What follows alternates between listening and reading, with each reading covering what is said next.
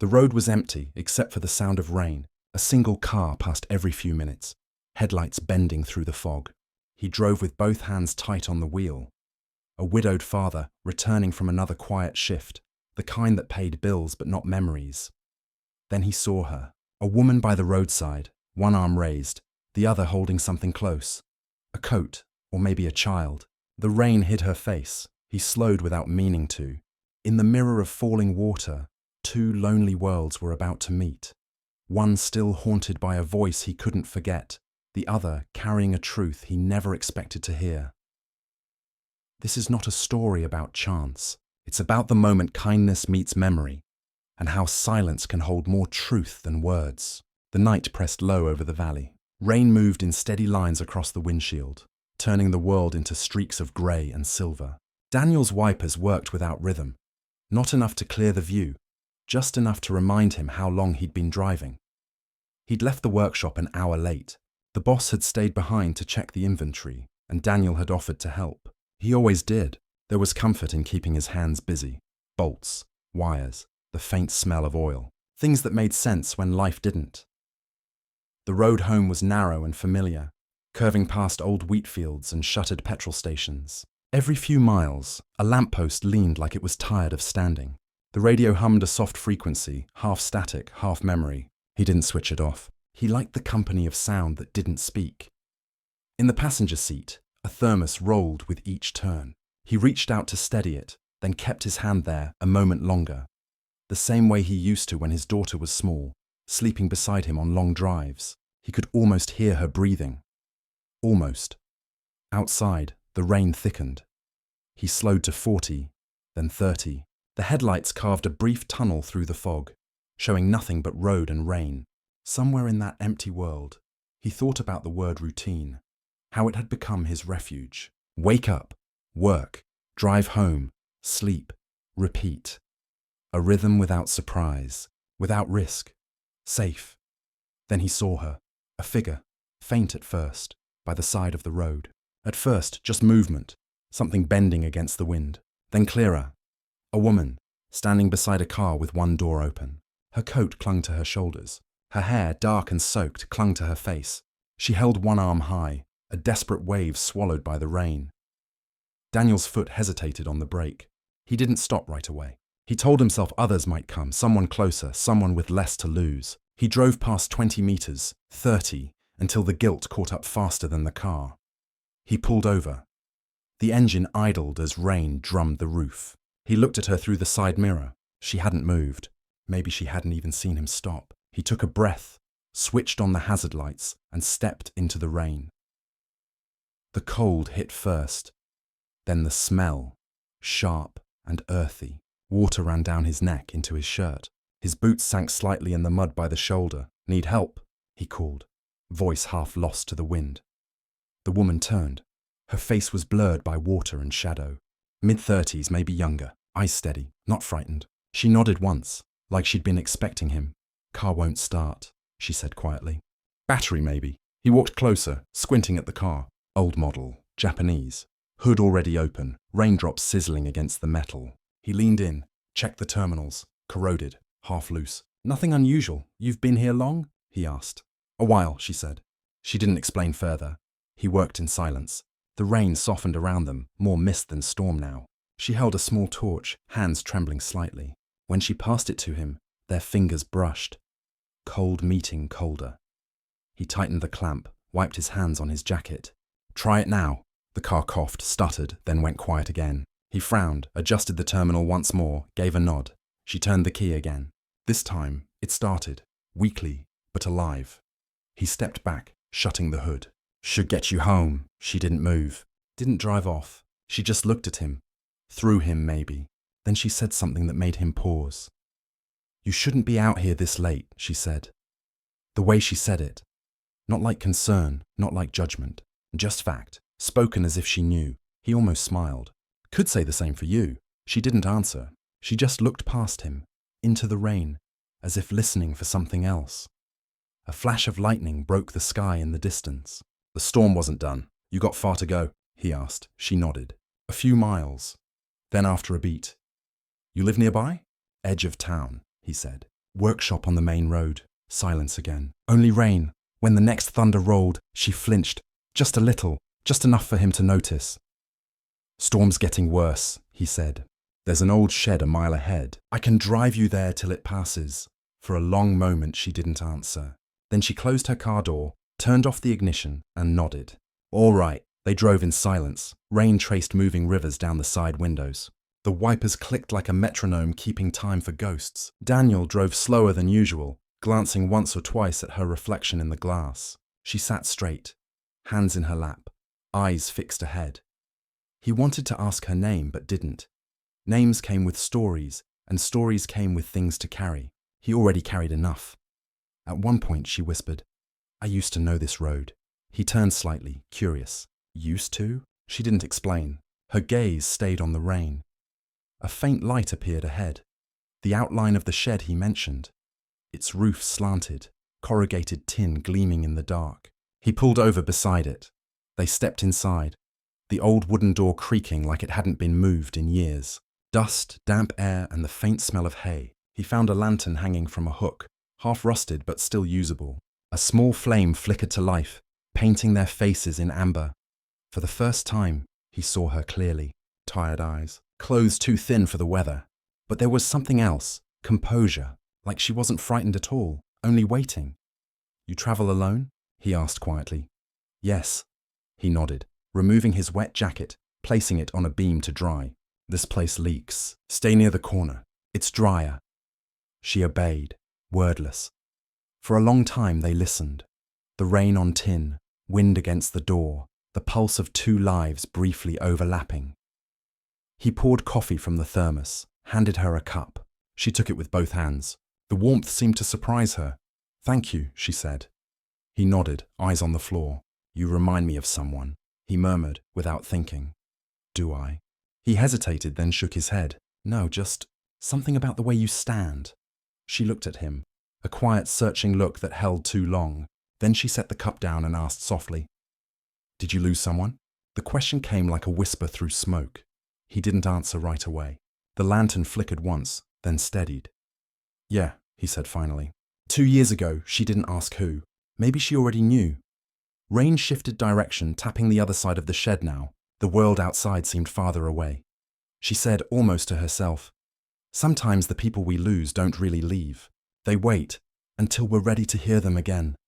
Her voice carried something he couldn't place. Not comfort, not certainty, just quiet truth. Daniel looked up, and for the first time, something in her tone made him uneasy. Not because it was wrong, but because it felt like memory. He turned slightly, light catching his face. You sound like you've been through the same. She didn't answer. She reached into her coat pocket, pulled out something wrapped in cloth. She held it for a long moment, then set it gently on the table between them. It was a photograph. Old, slightly bent at the corners. He leaned closer, about to ask, when the lantern dimmed and her voice returned. Softer now. You might not believe this, she said, but I think we were meant to meet tonight. Daniel froze. The flame trembled. Her eyes lifted toward him, and for a heartbeat, something familiar, impossible, passed between them. The rain didn't stop. It only softened, as if it too was listening. Inside the shed, the air smelled of wet wood and metal. A single lantern cast pale circles on the floorboards. Daniel stood near the door, his back half turned to the woman. The storm outside was no longer violent, just persistent, steady enough to make the silence inside feel heavier. She sat by the workbench, coat still damp, hands folded around the empty cup. For a long time, neither spoke. Then she said quietly, You're kind to stop for a stranger. Daniel shrugged. Didn't seem right to leave you there. Her gaze followed the lantern's flicker. Most would have. He didn't answer. He didn't like being called kind. It made him feel like a liar. The shed creaked with every gust of wind. Somewhere outside, a loose shutter clattered. He moved to fix it, but she said, Leave it. It sounds like the sea. He paused. She was right. The rhythm of rain and metal had a tide to it. Strange comfort. He leaned against the wall. You said you used to know this road. She nodded, eyes on the floor. A long time ago. I grew up not far from here. He frowned slightly. Small world. She smiled. But it wasn't joy. More like remembrance. Maybe smaller than you think. He waited for her to continue, but she didn't. Instead, She reached for the photograph still resting on the table. The cloth had slid halfway off, revealing two figures in black and white, a man and a woman standing beside an old truck. The man's face was turned slightly from the camera, caught mid-motion. The woman beside him, young, laughing, wind in her hair. Something in Daniel's chest shifted. He didn't recognize the place, but the feeling was familiar. The ease between them, the way her hand brushed his sleeve. "Your family?" he asked softly. She nodded once. "Used to be." He looked closer. The photo's edges were water-stained. "Where's this taken?" "By the workshop road," she said. "Before it changed." Before most things did. Daniel studied the image, his thumb grazing the corner. He noticed something else then, a shape in the background, a signpost. The letters blurred, but faintly readable. Mill Creek Auto. He blinked. That was his workshop, old name, before the new owner painted over it. He looked up, unsettled. "You said you're from around here?" She met his eyes. "I was. Before your time." He wanted to ask what that meant, but something about her tone, calm, measured, made him stop. The air between them tightened, not with fear, but with familiarity he couldn't trace. A drop of rain fell through a hole in the roof, landing on the photograph. She caught it gently with her sleeve, as if protecting something alive. "Who was the man?" Daniel asked. Her eyes didn't leave the photo. Someone who promised he'd come back. He never did. Daniel's breath caught slightly, not from guilt, but empathy. That quiet recognition of shared absence. He knew what waiting did to people. He'd lived inside it for 2 years. He moved to the other side of the shed, searching for something to occupy his hands. An old crate, a rusted toolbox. He found a folded tarp, shook the dust from it, and draped it over the leaking corner. When he turned, she was watching him. "You fix things even when they're broken beyond repair," she said. "That's rare," he half smiled. "Old habit. Sometimes things just need holding together a bit longer." "Like people?" she asked. He didn't answer. The question lingered like the smell of rain. Time passed slowly. The lantern's flame thinned to a dull glow. Outside, the storm softened to drizzle. She spoke again, voice barely audible. "You have children?" "One, a daughter, lives with her grandmother most nights." "She must miss you." "She does," he said. Then after a pause, "I think." He didn't say I miss her more. He didn't need to. The woman looked toward the window. "How old?" 7. A small smile crossed her lips. Brief, private. "Mine would have been around that age." Daniel looked up. "Would have?" Her hands tightened around the cup. She didn't elaborate. He wanted to ask, but something in her expression, not pain, just acceptance, told him not to. The rain outside became a whisper against the glass. He turned to refill his thermos and caught her reflection in the lantern light. Still, calm, as if she were part of the room's old air. Then she said something that made him stop mid-motion. "Do you ever talk to her?" He turned. "My daughter?" "No," she said softly. "Your wife." He froze, caught off guard by the precision of her tone. He exhaled slowly. "Not really. Don't know what I'd say." "Maybe she's waiting for that," the woman said. Daniel looked at her, truly looked. Her face seemed both younger and older in the shifting light. "You talk like you know her." She didn't move. Maybe I knew the kind of love she gave. Her words were simple, but they landed like memory. A silence settled that wasn't empty. It was full of everything unsaid. He sat opposite her, hands resting on his knees. The rain had stopped entirely now. Only the dripping eaves marked time. He wanted to break the tension, to say something ordinary. "It's getting late, maybe." Or, "The roads will clear soon." But he couldn't. Because in the stillness, something strange began to form. A faint hum, like the air itself remembering a song. She lifted the photograph again, tracing her finger along the woman's outline. Then she turned it so he could see. "Do you know her?" He leaned in, the light flickered across the image. And there, behind the young woman, a smaller figure, barely visible. A man in work clothes, face shadowed, holding a wrench, the same kind he still used at his shop. He felt his chest tighten. "That looks like—" He didn't finish. She watched him quietly. "You?" He nodded, almost laughing, but not out of amusement, out of disbelief. How could I be in this photo?" he said.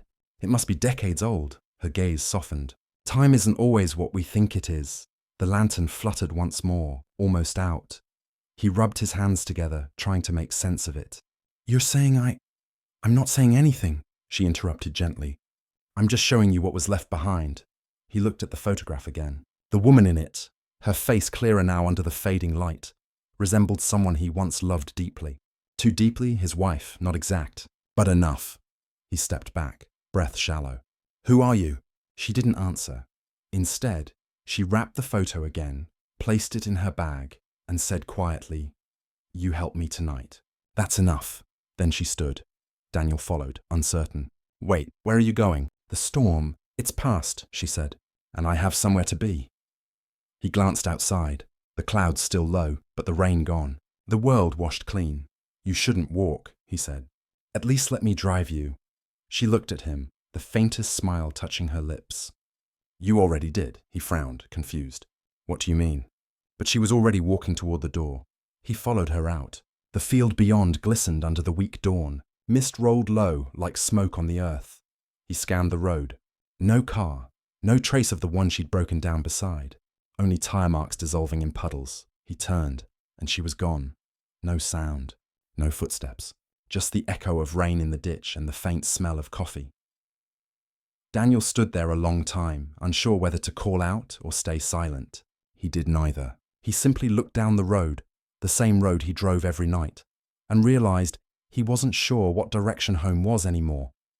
When he finally got back in his truck, something lay on the passenger seat, wrapped in cloth.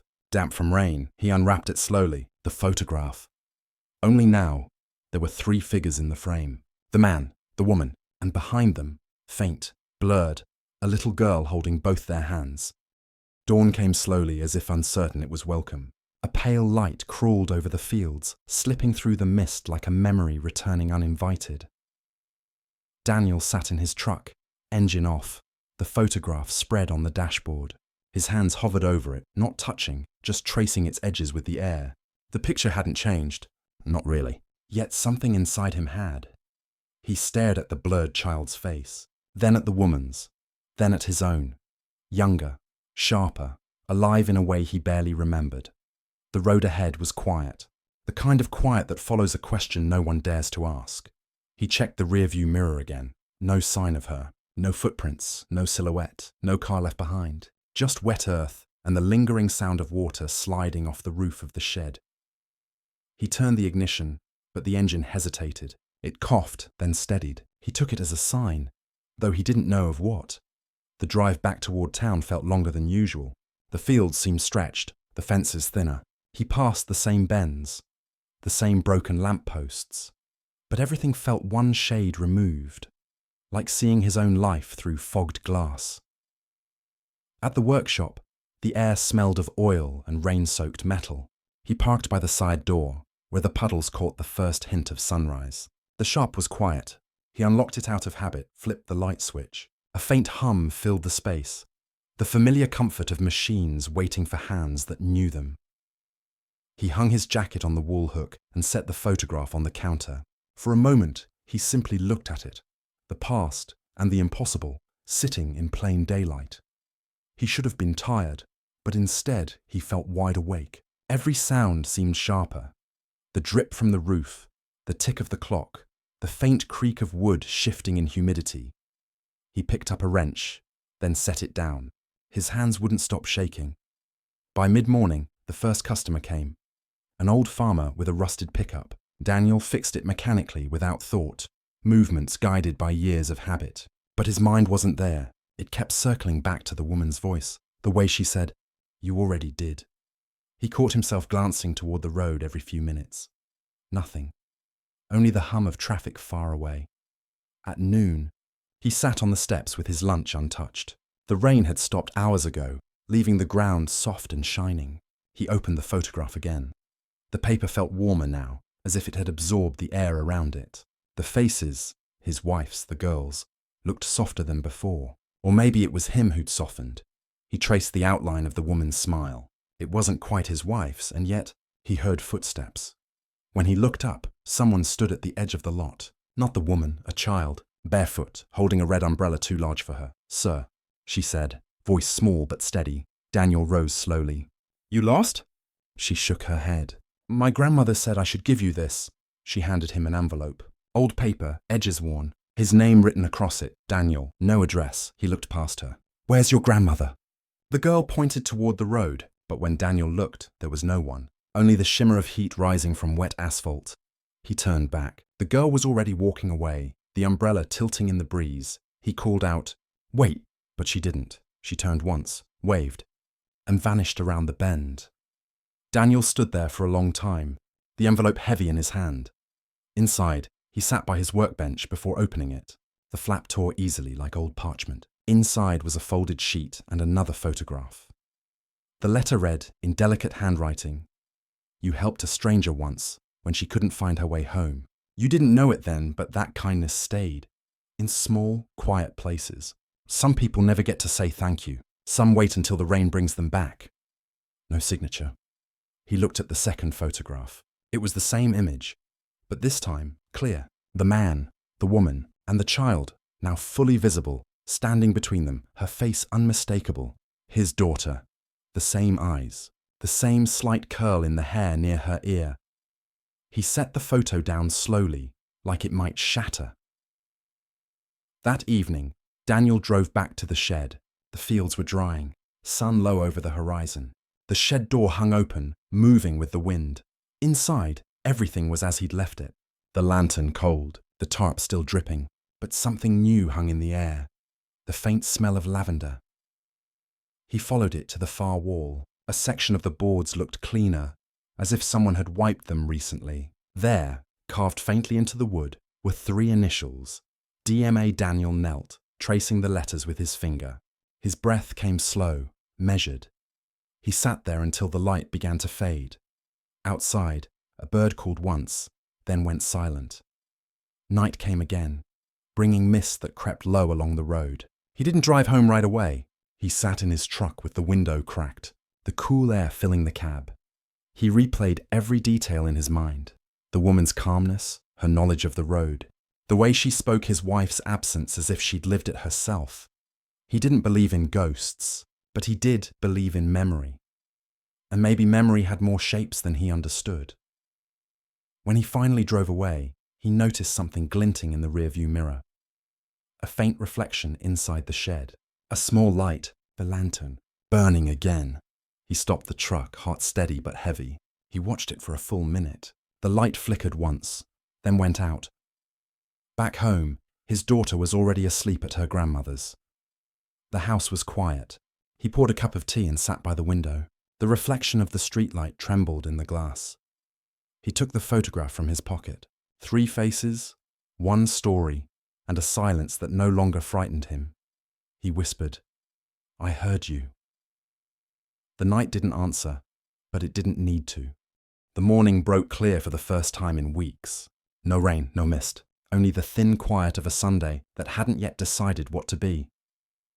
Daniel woke before the alarm. The sky beyond his window held a faint trace of colour. Not blue, not grey, something between. He sat on the edge of the bed for a while, waiting for the air to move. The photograph lay on his bedside table. He hadn't meant to bring it upstairs, but it had followed him the way a thought does. Persistent, unfinished. He lifted it now, careful with the edges. The light from the window caught the gloss, revealing things he hadn't seen before. A tree in the distance, a building half collapsed, a sky that seemed about to rain. It wasn't just a picture, it was a fragment of something lived, a sliver of time refusing to dissolve. He turned it over. On the back, faint pencil lines, initials again. MR, 1997. He stared at them for a long time. Not his wife's initials, not his, yet familiar. He placed the photo face down and went to the kitchen. The kettle's whistle sounded like memory too. Short, human, tired. While the tea steeped, he looked out the window. Across the narrow street, the neighbour's laundry flapped in the cold wind. A red shirt, a child's dress, a white sheet. The kind of still life that made him think of time passing without permission. His hands itched for work, fixing something. Anything. But Sunday had its own kind of stillness. A space that couldn't be filled with tools or noise.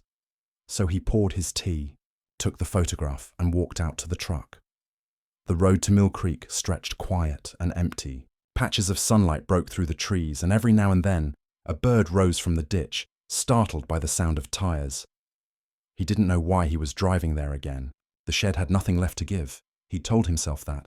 But still, he went. When he reached it, the fields looked cleaner, washed in the pale gold of early light. The shed stood the same, though the door had blown open. He stepped inside. The tarp was gone. The lantern too. Only dust, old nails, and the faint scent of lavender remained. Softer now, almost part of the air. Daniel stood in the middle of the floor, photograph in one hand, the other resting on his pocket as if bracing himself. Then he saw it, something new. Under the initials carved into the wall, a line of faint writing, barely visible unless the light caught it just right. He crouched closer. Thank you for stopping. The letters were uneven, written by hand that had known rain.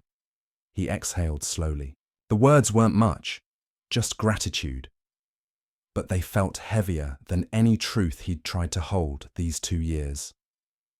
He leaned against the wall and closed his eyes. Behind his eyelids, the night replayed itself, the rain, the woman's steady voice, the photo on the table, each moment linked to another, until he realized the pattern wasn't chance. It was memory calling itself home. He left the shed near noon and drove into town. The sun was warm enough to open the windows. Wind filled the cab, carrying a faint scent of wet soil and petrol. At the main intersection, he stopped at a small antique shop, a place that sold old clocks, photographs, and things forgotten. The bell above the door rang softly. Inside, dust hung in shafts of sunlight. An old man behind the counter looked up from a newspaper. "Morning," Daniel said. "Morning," the man replied.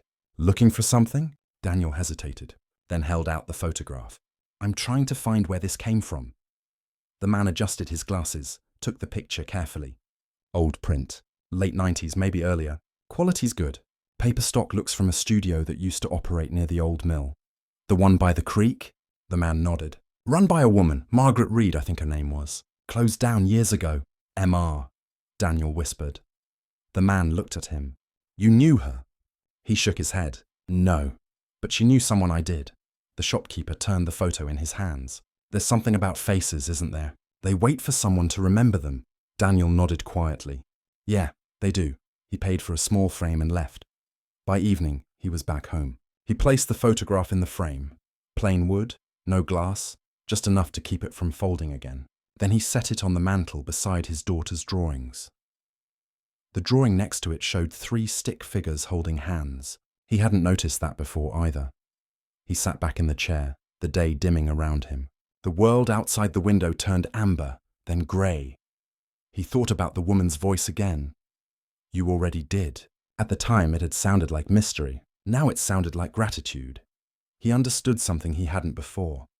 Sometimes kindness doesn't fix a thing. It just gives it space to breathe again. He took a deep breath. The air smelled of dust and tea. Later that night, when his daughter called, he let the phone ring twice before answering. "Dad." "Hey, kiddo. Grandma says it might rain tomorrow. Can you pick me up early?" He smiled faintly. "Yeah. I'll be there before the clouds start." A pause. "Are you okay?" she asked. "Yeah," he said. "Just remembering good things." He heard her laugh softly.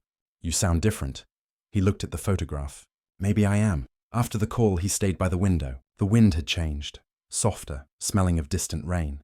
The streetlight outside flickered once and steadied. He spoke into the room, voice low. I stopped. No answer came. Only the sound of the kettle cooling and the faint creak of the house settling into night. But the air felt lighter, as if something unseen had finally left. Before going to bed, Daniel looked once more at the photograph. Under the lamplight, the faces seemed less still. The child's hand held theirs a little tighter. The woman's smile seemed closer to the one he remembered. He whispered, almost to himself, "Thank you for waiting." Then he turned off the light. Outside, rain began again, gentle this time, not a storm, just enough to make the night sound alive. The rain returned before dawn, thin, steady, unhurried. It wasn't the violent kind that hides the road. It was the kind that listens. Daniel sat by the kitchen window, coffee cooling beside him, watching the drops trace slow lines down the glass. The house was still, except for the soft ticking of the wall clock, the kind of morning that asked for nothing and gave everything quietly. He looked at the photograph again. It had become part of the room now. The mantel felt incomplete without it. He didn't know why he kept staring at it. Maybe because it no longer looked like strangers. Maybe because, in their faces, he saw a quiet echo of his own. A knock came at the door. Soft. 2 times. He froze for a breath before rising. The sound wasn't ordinary.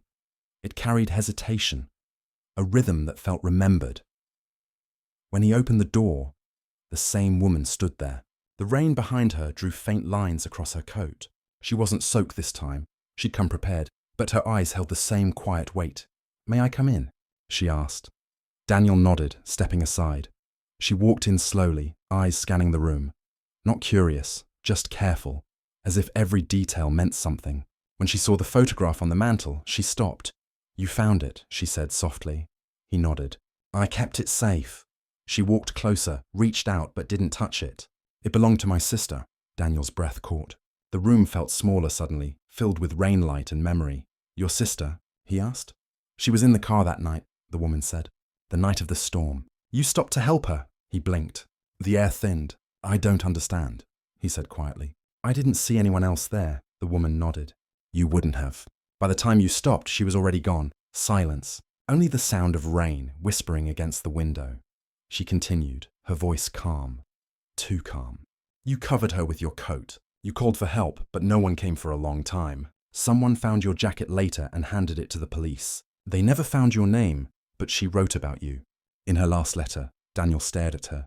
The room tilted slightly, memory flooding back. The storm, the empty road, the flash of taillights fading in the dark. "She wrote about me," he whispered. "She called you the man who didn't drive away." The words landed like a hand on his shoulder. Gentle, heavy, undeserved. He sat down, unable to move. The woman looked at him, eyes glistening in the dim light. "I came to thank you." He shook his head. "You don't need to," she smiled faintly. "I think I do. You stayed with her. That's more than most would have done." He stared at the photograph. The faces seemed clearer now, no longer ghosts. "What was her name?" he asked. "Margaret," she said. "M.R.," he murmured. She nodded. She was a photographer, always stopping for strangers, taking pictures no one else thought mattered. Daniel looked at her again. "Then the initials on the back." "Yes, she signed all her prints that way." He leaned back, the truth settling like a slow tide. The photograph he'd found wasn't just an object. It was a message she'd left. A piece of the same rain-soaked night that had bound them together without names or reasons. They sat in silence for a while. The kettle began to hum faintly on the stove.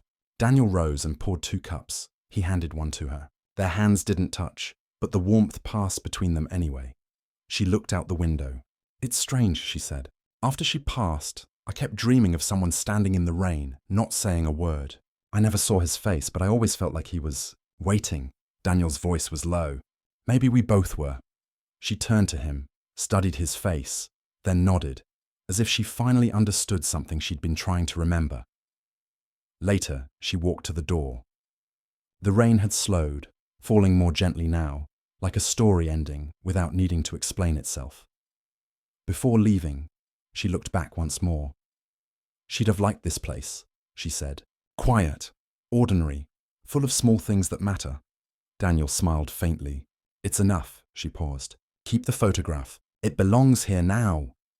He wanted to protest, but something about her tone, calm, final, told him not to. She stepped outside. The sound of her footsteps merged with the rain, fading toward the road. He stood at the doorway long after she was gone, the cool air touching his face like an afterthought. That evening, Daniel drove to the creek one last time. The fields shimmered under thin mist, and the shed leaned the same way it always had. But the place felt different, lighter, almost grateful. He stood by the wall where the words were carved, ran his fingers over them. "Thank you for stopping," he whispered. "I didn't do enough." But the wind disagreed, carrying the sound of rain through the open door, turning his words into something softer. He took the photograph from his coat pocket, the one from the mantel, placed it beneath the carving, weighted it with a small stone. Then he stepped back. The photo fluttered once, but didn't move again. As he turned to leave, he noticed something small near the floor, a thin silver ring, half buried in the dust. He bent to pick it up. Inside, faint engraving. MR. He held it for a moment, then closed his hand gently around it. Not as possession, as remembrance. Outside, the light dimmed. The air smelled of wet wood and soil.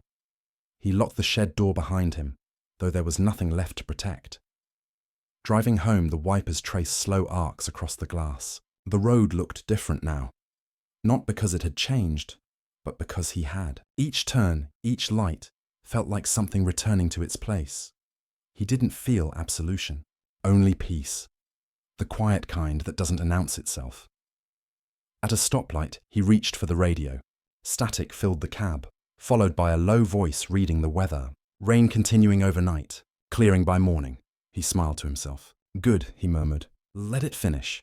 When he got home, he placed the ring beside the frame photograph. For the first time, the mantle looked whole, a story closed without being erased. He sat in his chair, listening to the rain's final cadence. Each drop seemed to land slower than the last, until there was only silence, the kind that feels earned. In that silence, he whispered one more thing, not to her, not to himself, but to the air that had carried both. Thank you for stopping me too. Morning came without rain. The sky was pale, washed clean, as if the night had exhaled its final sorrow.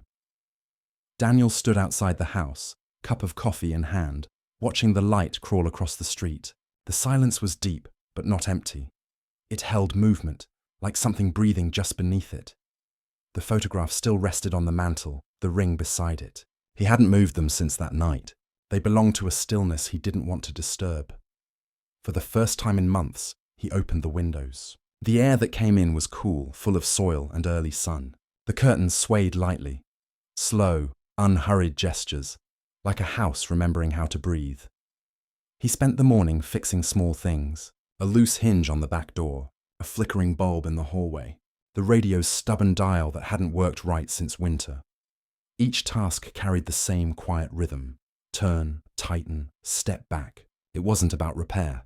It was about listening. When he finished, he stood by the sink, hands wet, and looked out the window again. A small bird perched on the fence, motionless except for its chest rising fast and steady. He whispered, "You made it through the rain too." The bird tilted its head, then flew off into the morning. At noon, he drove to the town's edge, the little diner near the highway where he sometimes ate on weekends. He hadn't been there in a while. When he walked in, the smell of coffee and fried bread felt familiar, grounding. "Morning, stranger," the waitress said, smiling. "Haven't seen you in weeks," Daniel nodded. "Been busy listening to the weather," she chuckled softly. "Rain's good for that." He sat at the corner booth, ordered black coffee and eggs, the kind of meal that didn't ask for much, but gave comfort anyway. At the next table, two truckers talked quietly about their routes. A child near the window played with a napkin, folding it into shapes her mother didn't quite recognize. Everything moved slowly, as if time, too, had learned to take smaller steps.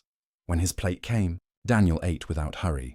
Between each bite, he looked around the room. Ordinary people, ordinary hours, but within it, something sacred, a rhythm of small decencies holding the world together. After lunch, he drove to the park by the river. It had rained so much the week before that the path was still soft, dark with moisture. He sat on a bench overlooking the water.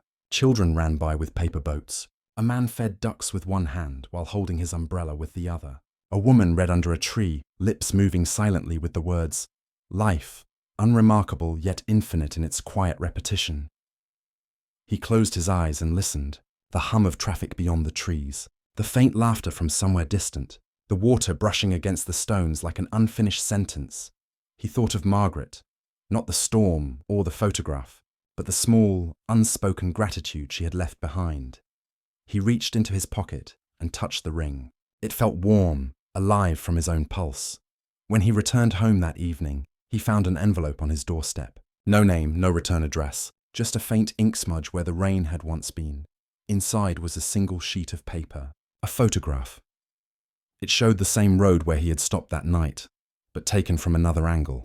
This time, the truck's taillights glowed faintly in the distance, and a figure stood by the roadside facing away. On the back, a single line written in careful script. "Sometimes staying is the only way to move on." He read it twice. Then once more. Then he smiled, small, uncertain, but real. He placed the new photo beside the first one.